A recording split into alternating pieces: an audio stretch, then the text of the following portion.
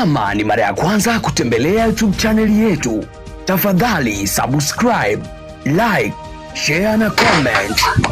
Tupo mbele ya kamera ni Bella Media, Bella Vito.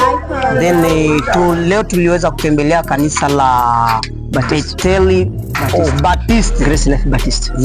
Hiyo ndio jina tumeipata kamili, na katika hali hii tunaona wapo katika mambo ya majengo, ni mambo ya ujenzi, na mengi sana tutaweza kupata kutoka kwa ndugu yetu. Kwanza atajitambulisha, mengine atatafuatia baadaye. Asante sana, karibu mpendwa. Asante sana mtangazaji kwa kunipa muda na huu wa kuongea mbele ya kamera hii.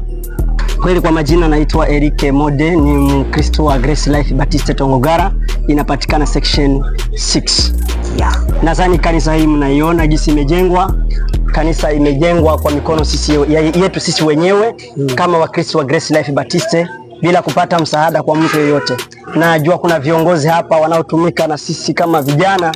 Kuna chairman anaitwa Biamungu Kasimba, kama msimamizi wa kanisa, kiongozi wa kanisa hili. Naliona kanisa kubwa limejengwa na vifaa vyote vipo, vifaa vyote vipo, kazi kila kitu kinaendelea sawa.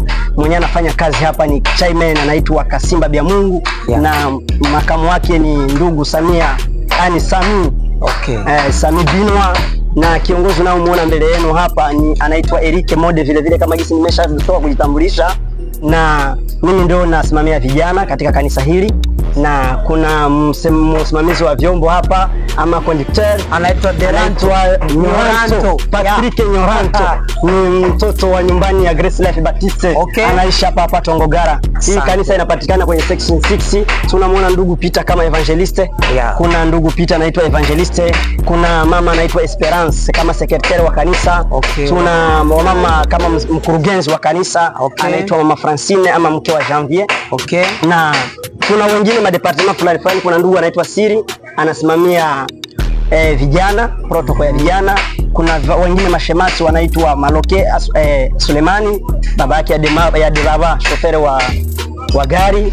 Kuna wababa wengi sana. Tuna wababa wengi sana. Kanisa inajengwa kwa msingi iliyo bora. Na tunapenda kujulisha watu waje washiriki pamoja na watoto wa Grace Life Baptist. Hapo mnafuatilia Bella Media na mnaalikwa kadhalika kuja kuhudhuria mjengo huu ambao ni mpya, bado mpya, na unajengwa kwa misingi iliyokubalika. Vifaa tunaona, milango new, yote viko vimefanywa kwa gharama kubwa. Vimefanywa kwa gharama kubwa. Hapa mnapopaona hapa kungali kunapigwa, bado hatujamaliza hapa. Tunaona hapa tutapiga skalia.